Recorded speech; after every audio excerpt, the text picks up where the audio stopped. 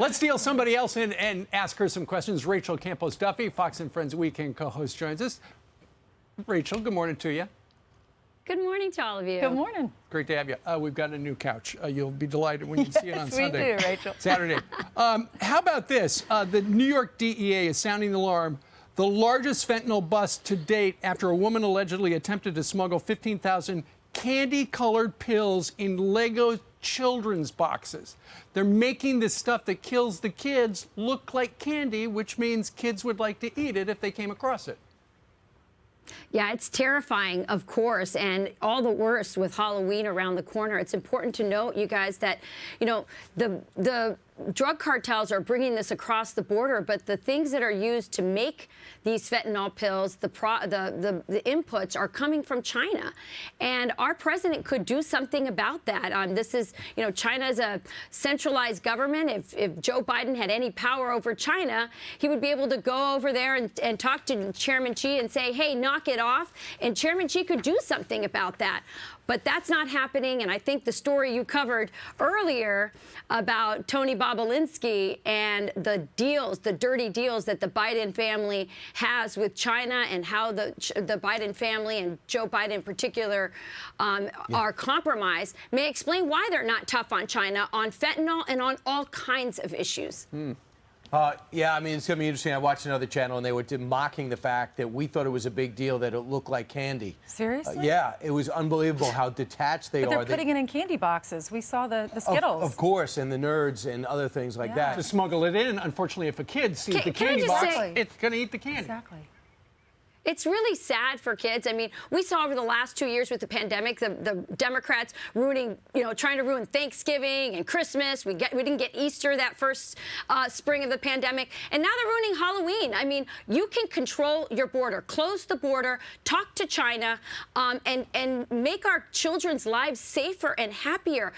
It's ridiculous what our children have to face that we never had to face when we were younger. And, you know, you remember when they did the autopsy after Mitt Romney lost, they said the one thing we got to do is ease up on the rhetoric when it comes to the border because the Hispanic community is turned off by that.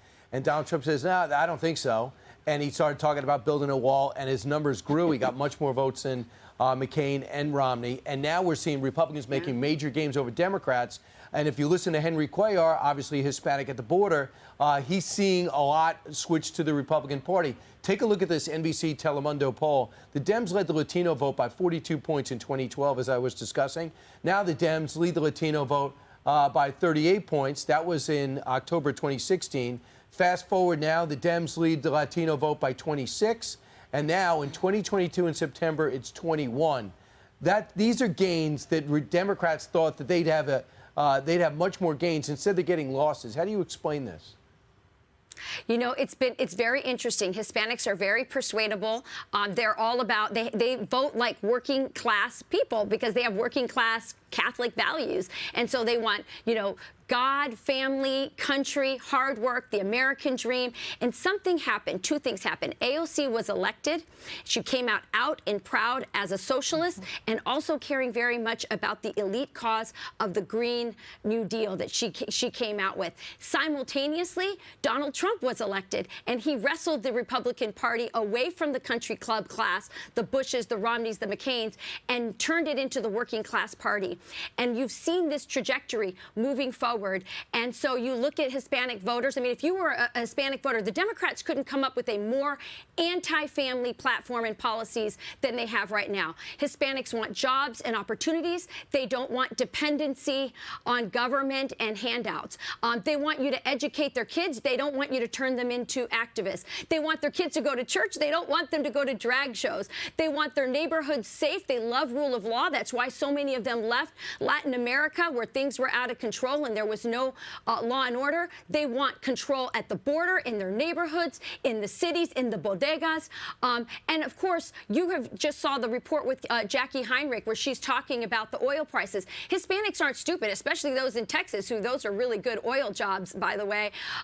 They know that these Green New Deal policies are making gas and food prices more expensive. It's making it harder to raise a family. That's what they want. They don't sit around like AOC fretting about the weather and climate change and whether I should have a baby. They want a baby. They want a family. Right. What they want is to be able to afford it. And they know that the policies coming out of the Biden administration are making it harder and harder to have a family.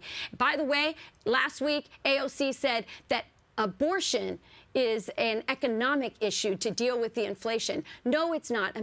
Hispanic women do not want to kill their babies. They just want to be able to afford their families. These policies aren't working. Hispanics are woken up. They're not woke, but they're woken up, and Democrats are paying a price for this. Yeah. Right, and we'll see if it actually goes from the polls to the ballot box. And we'll see, Rachel. I know you're predicting yes. And Rachel, you know better than anyone. You I have do. 9 children. It's expensive. I And do. Inflation affects these families. She counts all them up every families. day. I count think them it's up. I so count beautiful. the bills. I know. Rachel, thank you Not very cheap. much. It's much harder under this economy. Yeah, No I know kidding. it is. Across the board. Thank Thanks, you very Rachel. much. And Rachel, thank you for not denting Thanks for my having part me. of the curvy couch. Right. She's You so lucked out. little. She doesn't dent this. I know, Yeah. unlike Pete. I'm Steve Ducey. I'm Brian Kilmeade. And I'm Ainsley Earhart. And click here to subscribe to the Fox News YouTube page to catch our hottest interviews and most compelling analysis.